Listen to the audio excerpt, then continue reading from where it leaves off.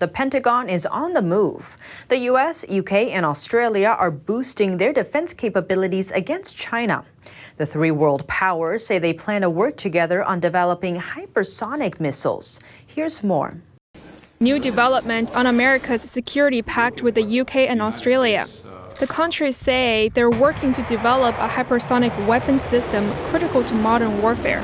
Working together, the best technologists, best defence industry, the best of our defence forces, ensuring that each of our capabilities is being raised. The announcement comes months after China tested hypersonic weapons that could pose a threat to the United States.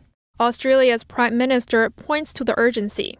The paramount goal is to ensure we get that capability as soon as we can, and it's in the best form that it can be, working with our partners.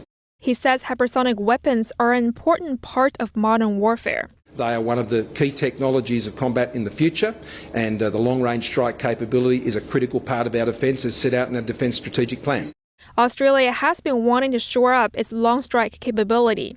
That's as the country is becoming increasingly concerned with China's military expansion.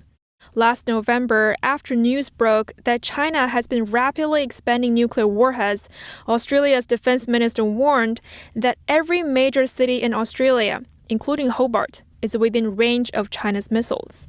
Just a month before Australia's warning, China's hypersonic weapon test was setting off alarms in the Pentagon. America's top general Mark Milley called it very concerning. Milley also noted China's testing is close to a critical turning point, adding it has all of our attention. As for the hypersonic weapon system itself, how could it make America vulnerable? It means you launch a nuclear weapon or any kind of weapon into space, into orbit, and it stays there. Then you tell it to come in and destroy something. And it can come from any direction. So missile defense or preparations don't work against it. In fact, there's almost no warning time. This is the shock value. It's a shock weapon. And the U.S. is not the only nation concerned. Prior to announcing the hypersonic weapons development, Australia said it would pour over $2 billion into upgrading its missiles. Its defense minister says there's a potential of conflict within the region within a couple of years, adding Australia should be realistic about that threat.